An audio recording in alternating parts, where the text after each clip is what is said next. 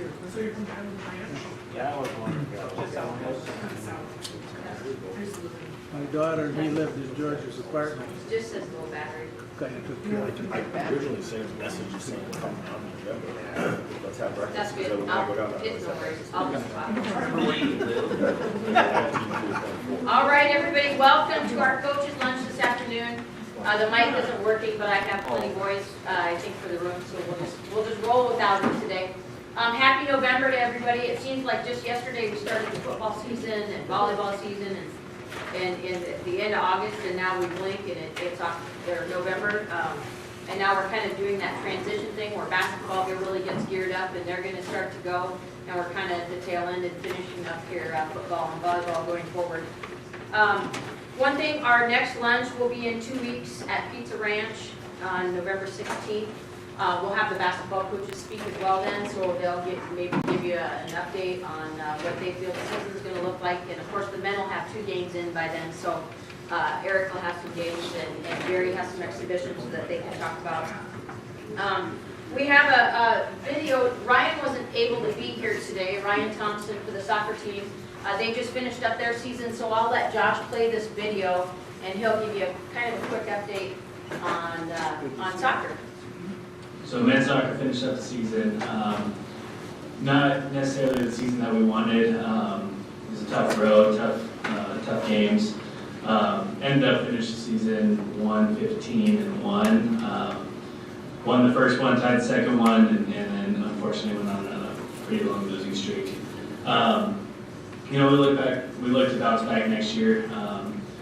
Today starts a new day of next season, so we got to regain our culture, start figuring out the recruits, who's going to be back on campus, and then really just kind of dive deep into what we want the team to look like next year.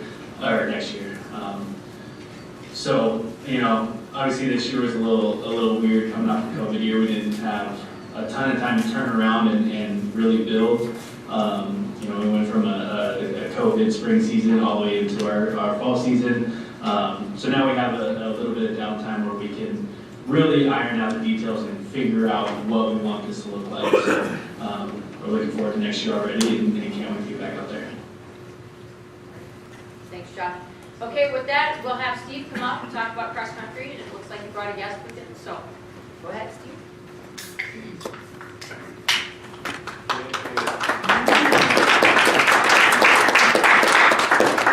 All right, well, I get to do this freestyle today. So we're going, last week, a little over a week ago, we went down to the RMAC for the RMAC championship, and the course was pancake flat, but had a lot of tight turns on it. There's really 3 ways you can slow down a course in cross country. You can put hills on it, you can find really thick grass, or you can put tight turns on it.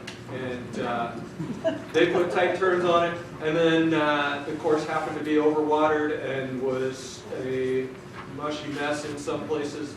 So it led to a little bit of excitement. The ladies race we got through pretty well unscathed. The ladies finished 12th, which was exactly where we thought we'd be, so that was encouraging. We had a shot at 11th and just weren't quite, everybody needed just another couple places. So we know we've got a shot at that at the region, which we'll talk about in a minute. The men's race, on the other hand, that had a little bit of excitement. So because of the way the course was shaped, after I took their stuff back, the gun goes off, I grab their stuff, run it over to our camp real quickly, and then try to get a little further out on the course. Fortunately, they went that way, and I got to go that way to get to their spot, to my spot, and I get there, and Tim Dunham goes by, and then I'm waiting, and then finally Brett Flerchinger goes by, and I realized right away something's not right. He's got cuts here and here on his face. It turned out there was a patch of gravel right about the first turn, and guy in front of him started going down. He puts his hand on his back. Somebody else puts their hand in his back. You ended up with a big old wipeout, and Brett came out of it looking like a boxer at the end of a fight. But he worked his way up really nicely through the crowd, and Ryan Moen, a little bit further on in the same lap, went down on a different spot. People just got wiped out because of the water. There were teams that slipped on it the day before even. You know, it's cross country. Everyone's running the same course, so that's just kind of the way it goes sometimes. What I was really proud of was the way the guys handled it. They didn't panic. They didn't try to make it all up in one lap. They took their time. They worked their way back up through the field, and Brett wound up with the 4th highest finish we've ever had from an individual. Tim Dunham wound up being an all-RMAC finisher with a 25th place finish. And Ryan Moen was just a little bit behind Brett with his highest finish at the conference as well. All told, that meant guys finished 10th. We beat BH. Always a plus, right? And so that's going to make for some excitement. You know, when we went into the season, I told the guys, you know, I'm not as worried about whether or not we beat BH in September. That's always nice, but we have to beat them in October and November. Well, now here we are. It's November. We get one more shot at them. So we'll see if we can even the series out this weekend when we go down to Lubbock, Texas. The guys actually moved their race distance up to 10K now, so they get about an extra 6.5 minutes in their race, which will be an interesting challenge. We've got some freshmen that are going to be pretty key for us in that, and I think they're ready to go. These guys have been working hard, and the catch with our region, of course, as you know, is it's the toughest region in Division II. We've got 6 nationally ranked teams on the men's side. We've got 9 nationally ranked teams on the women's side. Yeah, I said 9. It's pretty crazy. And of those 6 nationally ranked teams on the men's side, 5 of them are in the RMAC, and 6 of them on the women's side are in the RMAC. So things don't get any easier for us going forward. But the course is a little bit rolling. It's the same course that I took Tim down to run last year when we took him down to the national invite after the conference meet. And so we've had a chance to have a little bit of a look at it. It'll be a good course. Not as many tight turns as we had last weekend, so that's a plus. And of course it's Texas, so it'll be dry. So we don't have to worry about that. But the goal on the men's side is to try and crack the top 10. I mean, we're 10th in the RMAC. There are 9 teams in the RMAC ranked in the top 10 in the region. So, you know, and we felt like we probably had a good shot at one, if not 2 of those teams that beat us in the conference still. So, so that's the goal for the men and for the women. If we can get back into the top 20, I think that's a good step in the right direction for this program. We fell out of that a couple years ago and have been kind of slowly working our way back, building up our roster and improving our depth, and I think we're ready to go for that now. So I brought with me today one of those freshmen guys that I told you we're going to be counting on. This is Tyler Captain. I'll let him introduce himself. Just to tell you a little bit from my perspective on Tyler. Tyler's been an absolute pleasure to work with this year. He came in hungry and with a good attitude. He understands what we're trying to do. And one of the hardest things to teach young distance runners sometimes is that distance running isn't a short-term investment. It's definitely a long-term thing, and you don't tend to be good right away. As you found out when you started looking through the conference results and realized that he was number 4 out of the true freshmen last weekend at conference. Most of the guys that were listed as freshmen, thanks to COVID, are actually juniors. But you know, that's an advantage, I guess, for people down the road, and hopefully it'll work out for us down the road too. Hello everyone, I'm Tyler Captain. I'm a freshman electrical engineering student. So this season has gone actually pretty well. Like for me, I have made like serious jumps in like my season. The team, like for on the guys side, we were like making huge jumps from where we had been in the years past. And you know, we just finished 10th at RMAC, and we were pretty close to being 9th or 8th. Just had some key things that didn't come together, some falls as he was telling you about. So once we get all that figured out, I think we'll be a real over the next few years in the Army. Questions for us? Sure. Do you know what you want to do with your career path yet? I am not sure. Where are you from? I'm from Highlands Ranch, Colorado.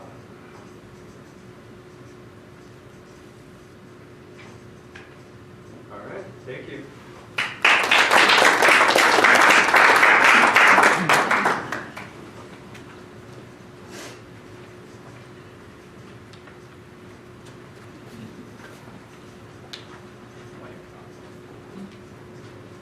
Hi everybody. Hello. So we're coming off an interesting weekend. We had 2 matches this weekend. We're supposed to play Friday. And we got pushed to Sunday because of stuff that's going on campus. We played Saturday afternoon against a really tough Adams team. Adams has had a really solid season. They've beat some really tough teams and haven't played some really volleyball. So very much a big win for us. It was kind of exciting to piggyback on top of football's win and kind of have an all-around great Saturday. You know, Sunday we played another tough Mexico team. They are an incredibly talented team. I don't really think their record shows how good they truly are, but just a lot of young athletic transfers in that program to the coach, so they really haven't got their mojo going, and kind of the end of the season they're going to get things going. But tough team. We played really all over the place, so lost a tough match in 5 by 2 points yet again, so really just looking for us to gain a lot of momentum with consistency and just executing at the highest level. That's our biggest goal. We really need to make sure that gets done. We have this week to Colorado Springs. We play Pueblo on Friday evening, and then we play UCCS on Saturday evening. So a fun trip. It's our last travel trip of the year for conference. It's 2 teams that we absolutely should battle with. Hopefully we can come out and play some really volleyball and do what needs to be done. But we have a really solid group, and right now our focus needs to be playing this season for our team and specifically our seniors and giving them the best that we can. Any questions? Awesome. 2 weeks. We are home from last weekend. We play on Friday night at 5 p.m. before men's basketball. On Saturday we play at 5 p.m. before men's basketball. Saturday is our senior night. It's a great opportunity to come out and give a lot of love to our seniors because they give a lot of love to us. So we'd love to see you guys there. Thank you.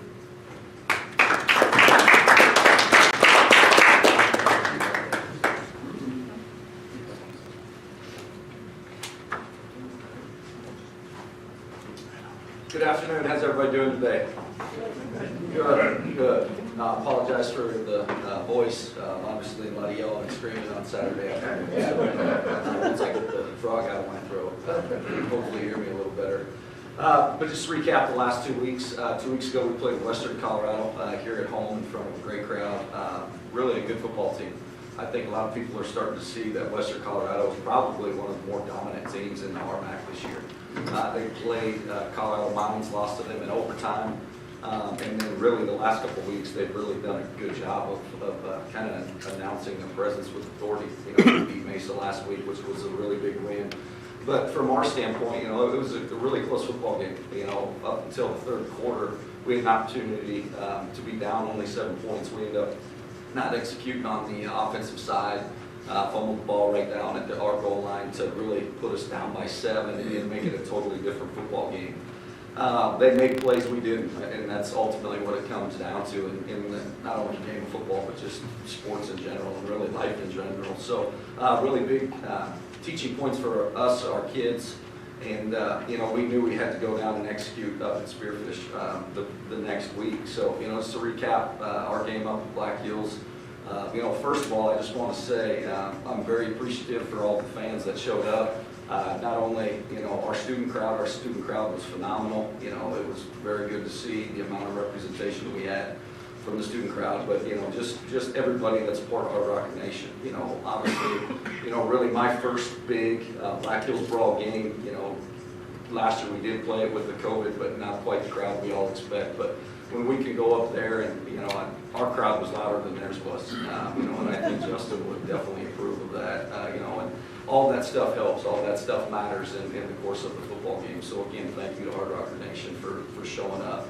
We knew it was going to be a battle. I got asked earlier in the week, is it going to be a high-scoring affair? Is it going to be a low-scoring affair? And I said, I don't predict scores. It's not my job. My job is to go out and make sure that we can play and execute as best as we can. I think a lot of people did expect a high-scoring affair, but it's a rivalry game. It didn't matter what the records were. We knew it was going to truly be a Black Hills brawl, and that's what it was for a full 60 minutes. Offensively, we turned the ball over a little bit more than we needed to, but, defensively, in my opinion, probably played the best game of the year.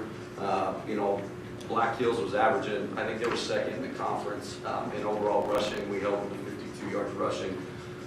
All season long, we gave up the least amount of yards of any other defense that actually played Black Hills. So, defensively, they were lights out.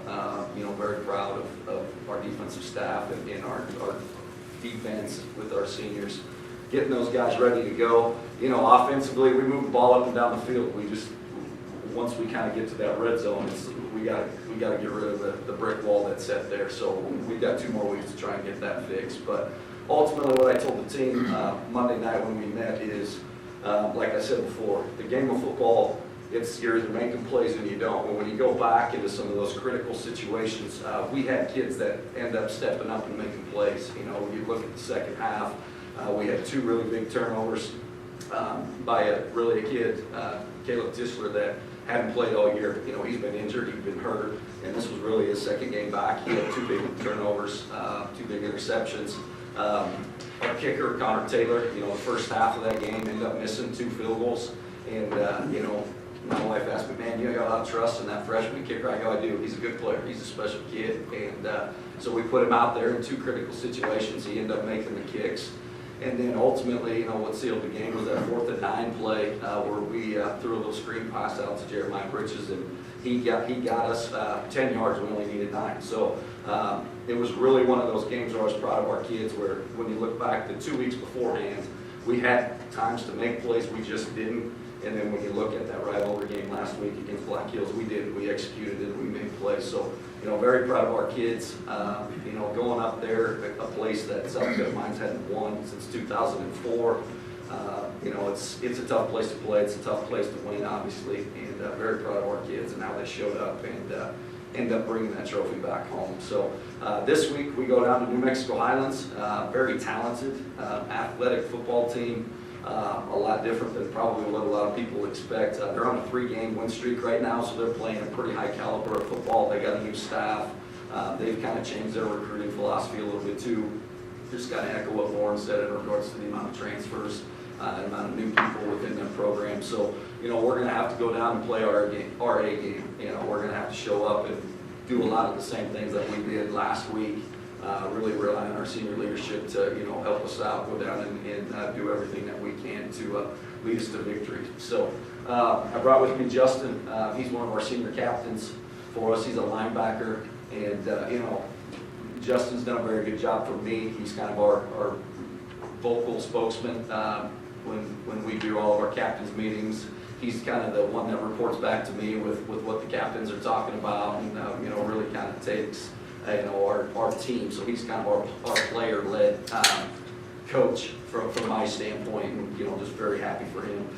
He has graduated already. He's one of our super seniors, so he's back for his 6th year. So I'll let Justin talk a little bit more about himself. Yeah, like Coach Boy said, I'm Justin Brockmayer. I'm from El Point, South Dakota. I'm currently a graduate civil student, heading back towards Sioux City once I'm done here. But yeah, like Coach Boy said, it's execution in the big moments. And 2 weeks ago, offensively and defensively, we kind of struggled to do that. But the game that really mattered to a lot of us seniors is the BH game this last week. And, we figured it out. We got it done. That's really what it boils down to. Yeah. Any questions for either of us? What are you going to do when you're done here in December? So I've got a job lined up with JDO Consulting in South Sioux City, Nebraska. So I'll be working with them. Justin, give me your thoughts on, as a senior, a linebacker, and we've had pretty solid linebackers. How do you feel watching the young linebackers below you, Chappens and Petersons and Carroll, and I'm missing somebody in there. You know, that's got to be pretty, that's take a lot of pride in the way you've seen them. Yeah, so their true freshman year, that was my third year on the team, and I was kind of their resident old guy already, and just seeing them continue to develop and grow, not only as players but as men, it's awesome to see, and it's even better seeing them now turn around and put it towards the freshmen we have now, and they're starting to make that impact, and you're starting to see it in how our freshmen play when they're doing scout stuff for the offense, like they're picking up on the little cues that us older guys are putting out there, and it's awesome to see. So how do you feel about going down to New Mexico? I mean, you had a huge win, it was a big deal, and you're up for it. Is there a little bit of that now? Excuse You me. want to say about 500? Oh yeah, I mean that's a huge part of leaving our legacy as seniors. Something we talked about since last spring, and just being able to leave that mark. And I think we've already started doing that. We beat DH at their place. Like that's huge. It hasn't been done since 2004. Yeah, huge. But to us and a bunch of us older guys, it's this next game is a big game because it's the next game. Like Coach Flores says, we try not to let there be a letdown from game to game. Every game's a big game if we're playing in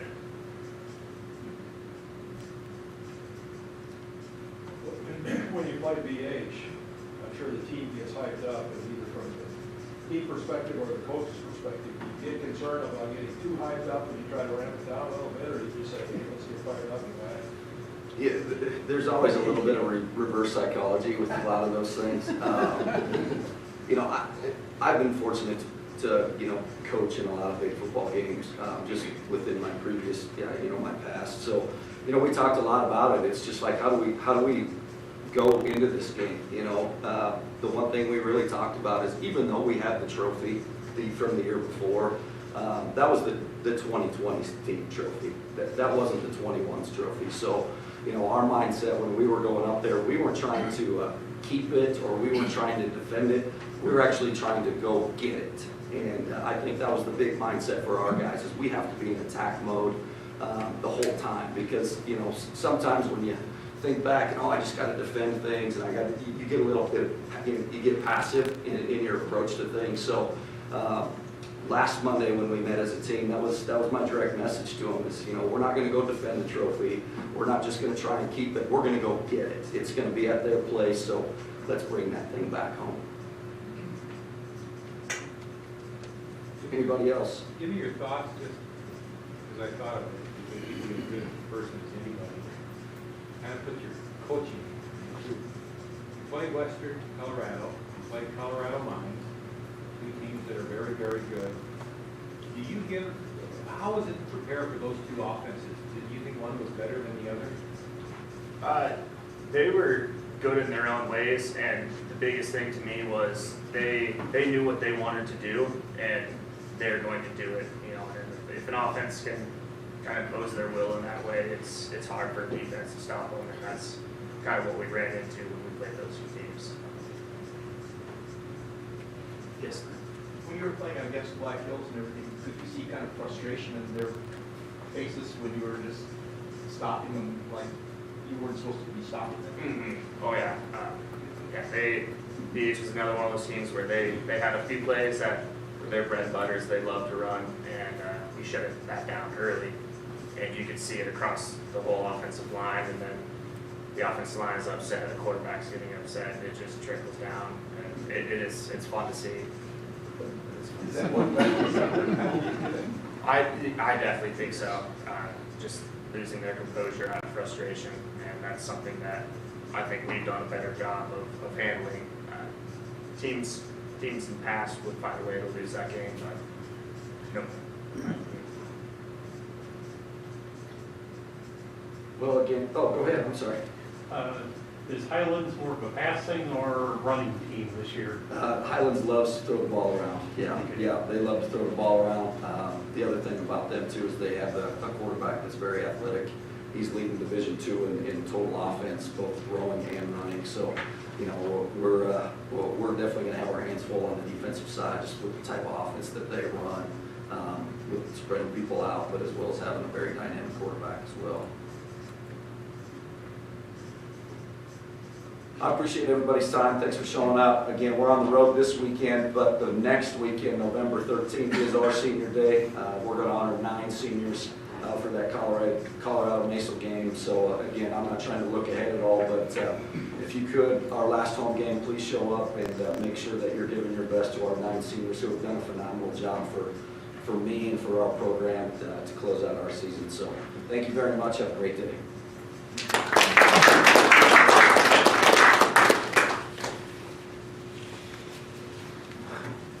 Just a little quick update on Vision Fund proposal. I got a email this morning asking where our priorities were, so I put a priority A, B, and C, which tells me that we're probably not going to get the entire ask or application that we put out. As a reminder, we asked for $5.75 million to do everything down at the stadium. It would cost about $6.5 to $7 million. So we want to make sure that we get the locker room and address our Title IX, and we get an elevator and a skybox.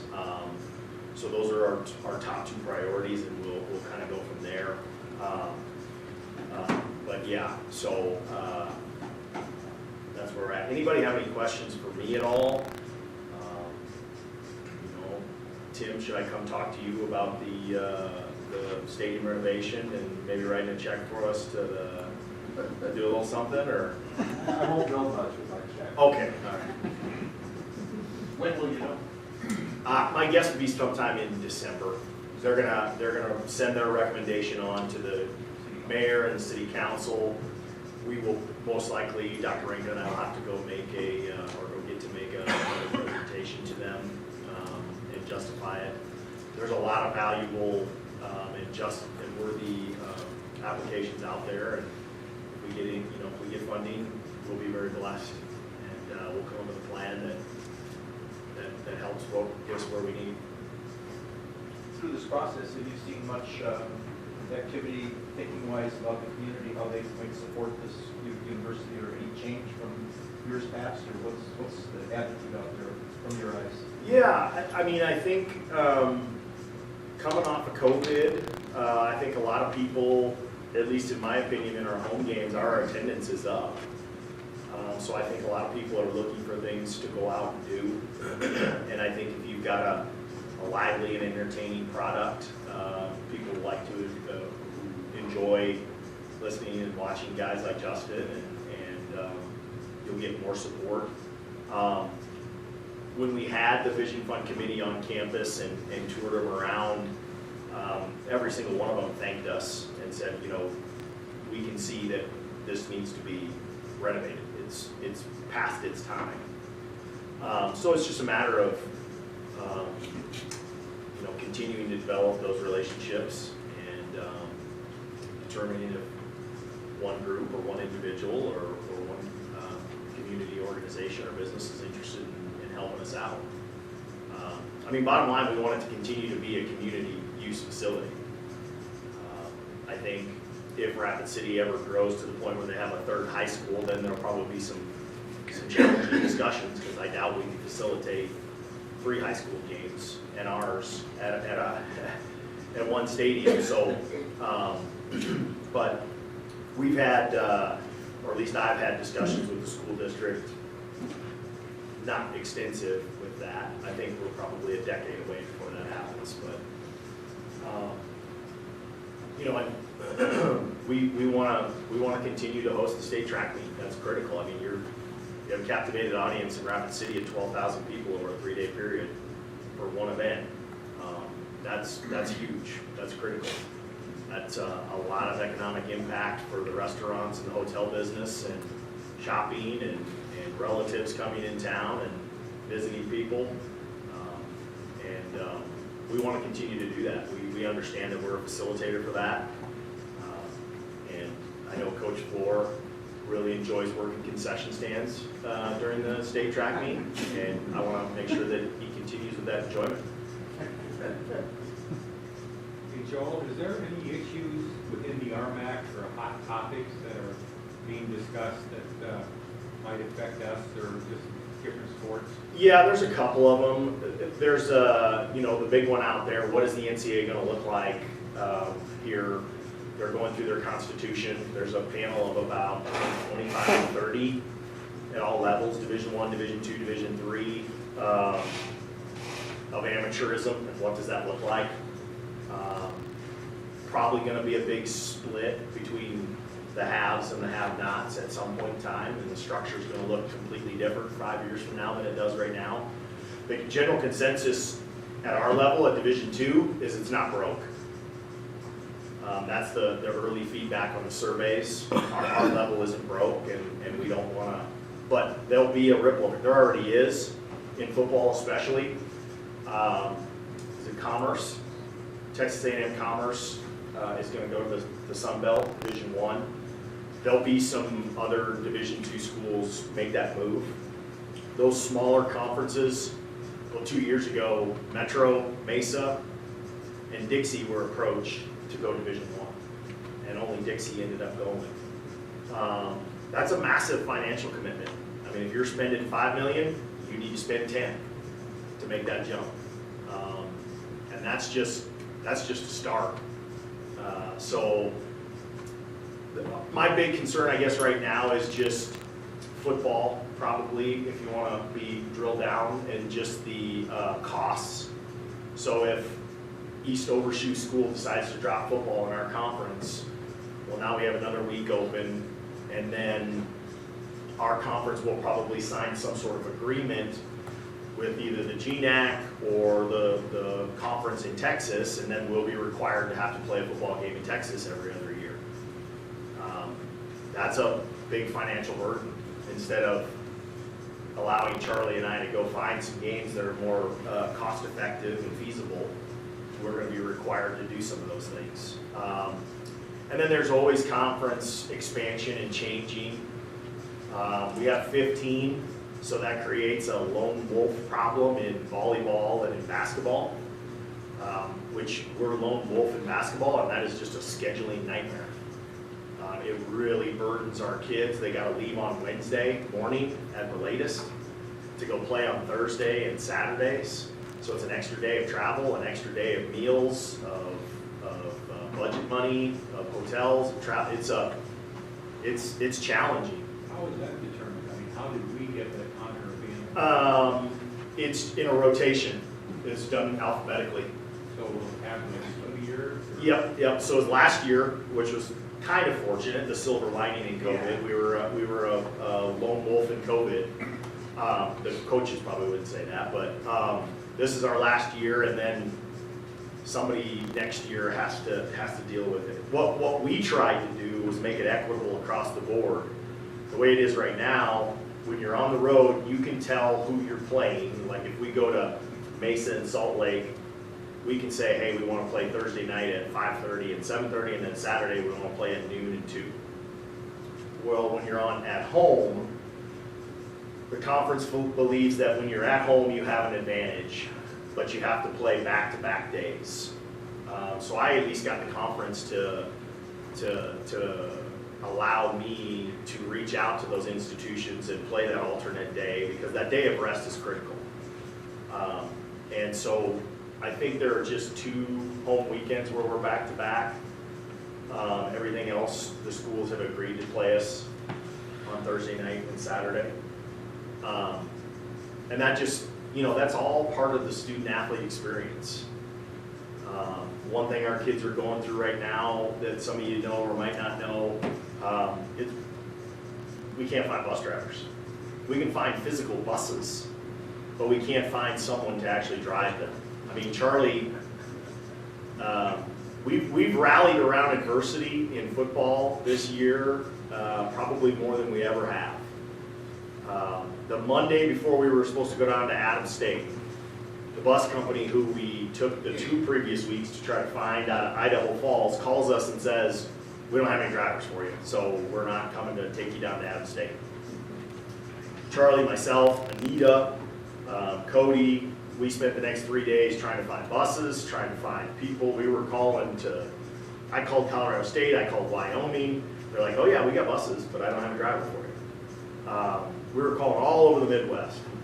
We finally got, Post 320 to agree to give us their people movers, but they wouldn't agree to send any drivers. So then we found drivers who were willing to do it, and we were willing to pay them, but then our liability insurance on campus wouldn't cover. So Charlie and his staff took 7 vans? 7 vans of Suburban and a U-Haul. 7 vans, a Suburban and a U-Haul down to Adams State to play in front of not a whole lot of people. The atmosphere's not the best in the conference, so it's tough to get a little bit motivated there. And they rallied through and won. And then this weekend, some of you might not understand what went on Friday here, but none of our kids could sleep on campus Friday night due to the bomb threat. I personally, a lot of our coaches, Steve Johnson, we were standing outside of buildings on Friday night, making sure that people weren't getting in due to the bomb threat. I was out there until 11:45, got home at midnight. I don't tell Geraldine this, but I told Charlie stay home, because I know he would have come in and volunteered for that. But our kids, some of our kids didn't sleep in their own bed. They slept on the floor at somebody's house, or they went to the Econo Lodge and slept on a bed there. Then they went up to Black Hills State and got the W. So when I say they've rallied around adversity, they really have. I mean, volleyball, injuries. Lauren's had injuries right and left this year. And on top of that, they're studying to be engineers and scientists and productive citizens in our community.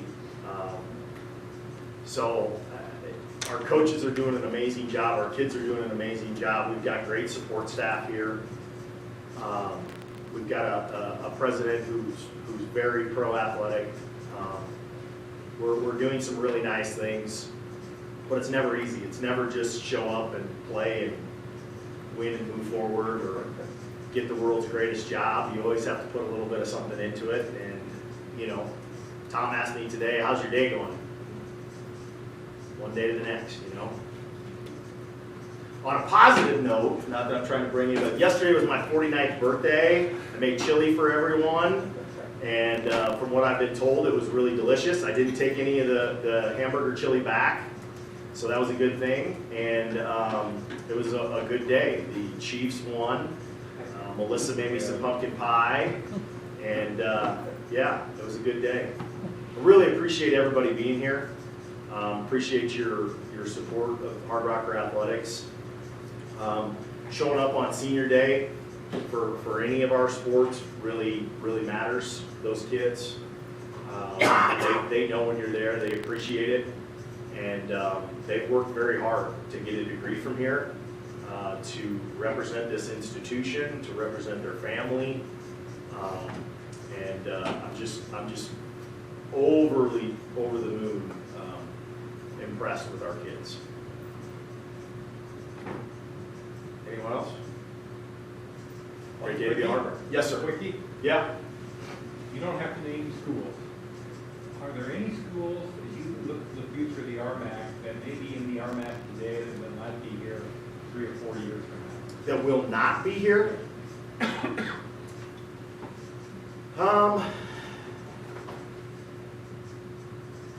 I think there's a multitude of ways to answer that. One, if we add a school that geographically doesn't make sense for another school, so if we add someone in the south and it's in, if we added Azusa Pacific, I would not be in favor of that.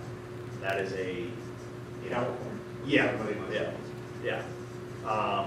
Vice versa, if Billings was added, that's a tough pill to swallow for somebody like Adams State and Mexico Highlands. And it's 5 hours north from here.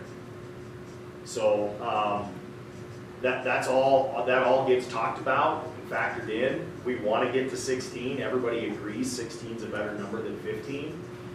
But the minute you do that, then another conference is gonna come in and say, well, come on over here, you two come over here, and then, so there's gamesmanship and everything. If somebody decided to go Division I, you know, there might be one school in our league that would entertain that, and that's just, I mean, it's just so costly to do that. You know, I mean, it's $1 million up front, so you gotta give the NCAA to be a Division I school, first of all. Not to mention the money you'd have to spend on scholarships, budgets, traveling, administration, facilities. That's just a complete arms race. Incredibly fruitless. Have you gotten spoken to about the horn honking during the football game? Yes, those are good questions. Keep it up. Keep it up. No, I mean, it's a simple answer. I mean, so Florida goes after they play Mississippi State to the SEC commissioner and complains about all the bells that get wrangled at Mississippi State. Yeah, I mean, Western was pissed. Their coach was upset. I say, let's keep it going. Charlie and I can handle that. Yeah, he should. He should. There was a point where the referee wouldn't let the loudspeaker play some sort of music. Yeah. He said, well, honk the horns, and you can hear the Yeah. No, I mean, at any stadium that you go to in the country, there's a banner or something up on the scoreboard that says, get loud, I mean, you know, I've been advocating that, I think, since I got here. I mean, I told Western's AD, I said, the weather wasn't great, so people were sitting behind their wheel and they were listening to the radio, and they were honking their horns. Now, if it would have been 75 degrees and sunny, there would have been a heck of a lot more lawn chairs, more people drinking beverages and eating. There wouldn't have been as lot of many horn honks. Yeah, I think it's fantastic. That's a great problem, great discussion. I would be thrilled to have that after every home football game. Yeah. Dave looked sharp today, by the way. Oh, thank you. Dressed up for this? Appreciate that. Thank you very much. Just real quick in closing, don't forget this weekend, there's nothing at home, so tune in to GoRockers.com, watch volleyball on the road, watch football on the road. And then the next weekend, we have home volleyball, home men's basketball, and our last home football game, so please come up and don't make any other plans. Show up to the school of mines and watch our athletes, okay? Thanks so much for coming, everybody, appreciate it.